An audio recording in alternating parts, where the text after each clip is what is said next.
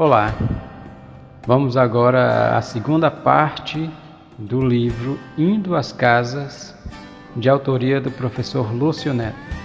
Se você não viu a primeira parte desse vídeo, eu aconselho você a parar esse vídeo agora e voltar para a primeira parte, para que você possa entender melhor a intenção, o objetivo do autor Lúcio Neto ao escrever esse livro, ok? Então você volta a ver a primeira parte e em seguida a segunda parte. Vamos lá para a segunda parte do livro, capítulo 4. Textos e encontros. Neste capítulo, veremos todos os textos anexados, assim como foram distribuídos.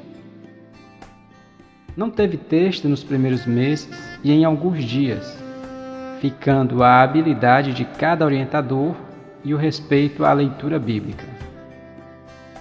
A pretensão do uso dos textos nunca foi a de substituir a Bíblia.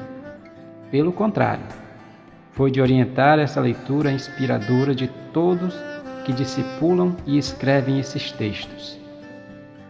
Tais textos, desenvolvidos por mim e pelo escritor Edson Carmo, não foram feitos previsivelmente, mas foram digitados e semanalmente de coração para coração, sem a pretensão de atender qualquer corrente teológica ou religiosa. Todos eles estão inseridos nessa obra, e o encorajamos a viajar nessa leitura e analisar se há alguma intenção que não seja a de falar de gente para gente e apresentar a Bíblia como um livro de vida real, e não ideal nunca atingido. Os textos, atendendo aos temas mensais, contribuíram para unificar a ideia e o diálogo entre as reuniões desenvolvidas em cada lar. Assim ficou mais fácil todas as congregações desenvolverem a atividade, permitindo também que os rodízios fossem trocados pelos orientadores mais fixos, desenvolvendo o trabalho já iniciado, porém, falando uma só língua e pensamento. E é claro, como nada é tão fácil, até chegar a essa distribuição de textos tem um caminho a seguir. Pelo fato de nem todos os orientadores possuírem e-mail ou impressora, a irmã Sandy Ferreira, após apresentar minha digitação e envio, procura uma lan house próximo do seu trabalho, imprime e distribui na quarta-feira. Quando cai nas minhas folgas, que tenho o prazer de participar como orientador, é que minha esposa Arlete faz uma função e fazemos essa distribuição com muito prazer também. Sem falar que todo esse material é postado por Edson Carmo no Facebook da comunidade IN. Até o fechamento desta obra, trabalhamos esses textos, mas esperamos no Senhor que Ele continue a nos guiar através desses e dos temas que vierem, sabendo que eles têm sido não só instrutivos, como também autorreveladores. Desejamos uma boa análise de todo esse material e damos liberdade para ser utilizado ou reproduzido no seu próprio lar ou congregação. Tema: arrependimento. Texto: Mateus 26, 75. Me arrependi de ter pedido de chocolate. Me arrependi de ter vindo por esse caminho, é mais longe. Não venderei mais fiado. E saindo dali, chorou amargamente. Pedro, após negar a Jesus pela terceira vez. Perceba as conclusões tiradas após situações como as citadas acima. A percepção de quem errou em alguma escolha que fez, o reconhecimento, o confessar do erro. Agora enxerga algo não visto antes. Há uma decepção consigo mesmo. Há uma atitude contrária à tomada antes. Há uma mudança de atitudes e decisões, pois quem experimentou chocolate e não gostou, não comerá mais. Quem viajou por um caminho mais longo, não irá mais por aquela estrada. Quem já vendeu fiado uma vez e quebrou a empresa, não venderá mais. Pedro, quando percebeu que estava negando a Jesus, não negou mais. E você? Ah, eu ando tão preguiçoso, mas não deixa de ser? Ah, eu ando tão julgador, mas não significa que deixou de ser julgador, por ter sido humilde para confessar? Nunca devemos esquecer que o Espírito nos convence do pecado é para serem gerados em nós os frutos, que são os resultados de arrependimento. É o não ir mais por aquele caminho. É o não vender mais fiado, que um dia mudará e não as suas promessas. Promessas, promessas e promessas. Que possamos confessar os nossos pecados uns aos outros. Lucas 17, 3 e 4. E que nossas orações mútuas sejam eficazes para sermos experimentadores de mudanças de comportamentos e escolhas. Amém? Tema: natureza carnal. Olá, igreja! Estudaremos durante este mês um assunto que é muito escutado e pouco entendido. Pior, pouco se tem obtido vitória em relação a esse tema, pois poucos creem que essa natureza pode ser mortificada. Trataremos sobre a natureza carnal, uma natureza com a qual não devemos conviver, mesmo que seja para alimentá-la pouco. Trata-se de uma natureza que devemos mortificá-la, passado, defunto, caso antigo e enterrado. A Bíblia relata o seguinte, Gálatas 5, 16 ao 21. Digo, porém, andai pelo Espírito, e não haveis de cumprir a cobiça da carne, porque a carne luta contra o Espírito, e o Espírito contra a carne, e estes se opõem um ao outro, para que não façais o que quereis. Mas se sois guiados pelo Espírito, não estáis debaixo da lei. Perceba que no versículo 16 é relatado que se andarmos pelo Espírito é natural, ou seja, há uma lei natural que garante que não cumpriremos os desejos da carne. Essa palavra grega carne, sarx, significa corpo, mas em textos como 1 Coríntios 1:26, Gálatas 5:19, 6 e 8, se refere à natureza psicológica do homem, que deve sofrer uma transformação chamada conversão. Ou seja, não devemos nos enganar.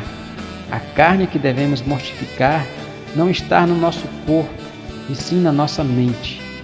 Nosso corpo é templo e morada do Espírito de Deus. Por isso, o importante não é memorizar proibições para o corpo, e sim transformar nossa mente para que possamos ver obras do Espírito por meio do corpo. Concluindo, somos uma árvore que é identificada por seus frutos. Repense nos que brotam de você. Por hoje é só, mas continuaremos na próxima semana em mais um Indo às Casas. Tema: natureza carnal. Texto 2. Adão culpou Eva.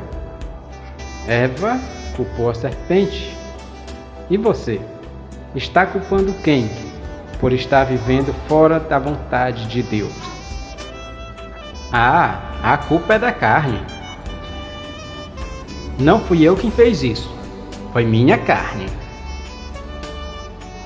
Quero fazer o certo, mas a carne não deixa. Muitos de nós já temos usado esses termos para dar desculpas a alguns pecados praticados. E esquecemos o que afirma o apóstolo Pedro em prometendo-lhes liberdade, sendo eles mesmos servos da corrupção. Porque de quem alguém é vencido, do tal faz-se também escravo. 2 Pedro 2,19. Um texto que reforça a ideia de que, se somos vencidos da natureza carnal, é porque somos escravos dela e não podemos afirmar que somos guiados pelo Espírito.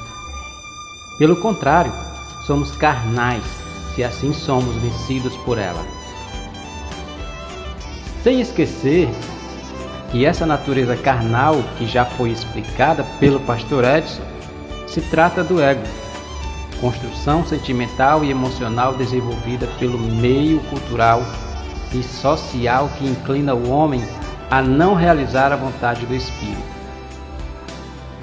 Um homem consegue fazer esforços para não pecar, mesmo que esteja morrendo de vontade, mas um homem que crucificou a natureza carnal nem vontade mais tem. Há homens e mulheres que se espremem para não cair na tentação. Já o homem espiritual, que caminha no Espírito, é tendencioso a não praticar o pecado sem fazer caretas ou esforços. Pois já dizia Jesus que o Espírito está preparado e a carne é fraca. Mateus 26, 41. Sonhamos com uma igreja preparada para a grande tribulação.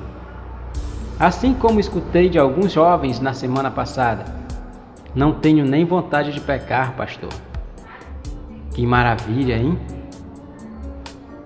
Por hoje é só. Que Deus vos ilumine cada vez mais, para que você seja mais um que martirizou a carne. Mata ela,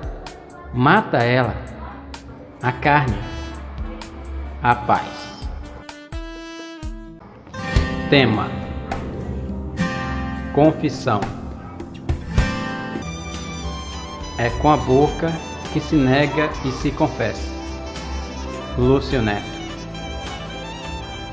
Significado de confissão: declaração verbal ou escrita pela qual se reconhece ter feito ou dito alguma coisa.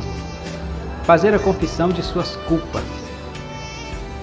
Declaração: faz-me a confissão de seu amor. Confidência: expressão de uma crença religiosa.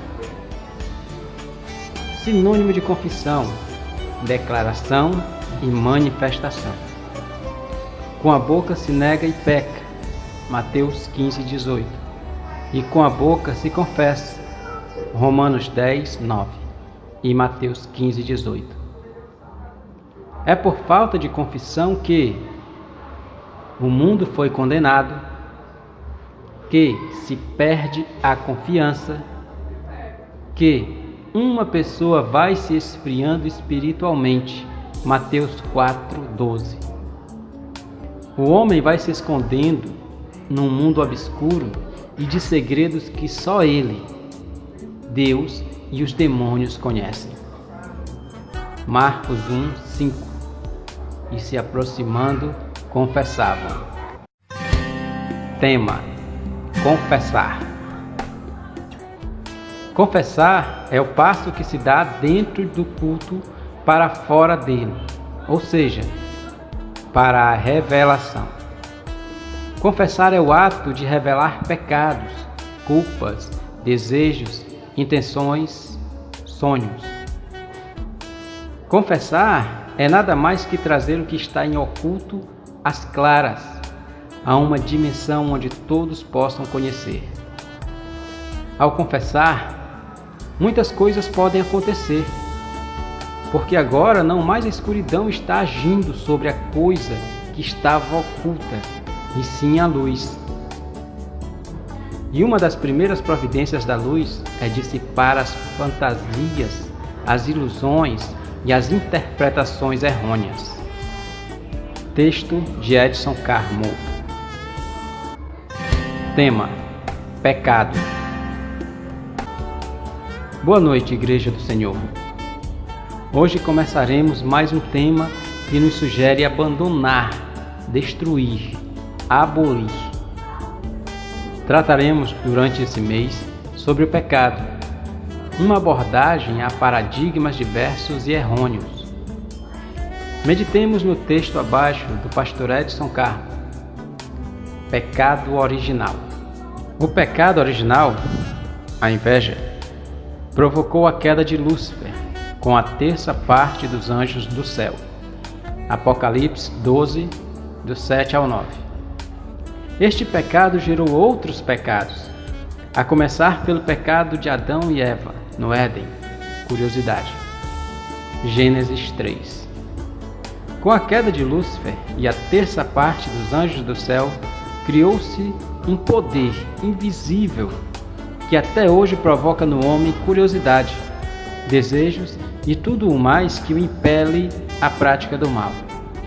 Usar as técnicas, explicações, exemplos, para mostrar como este poder invisível, principados, potestades, denominadores do ar, demônios, atua para produzir curiosidade e desejo de provar daquilo que promove o mal.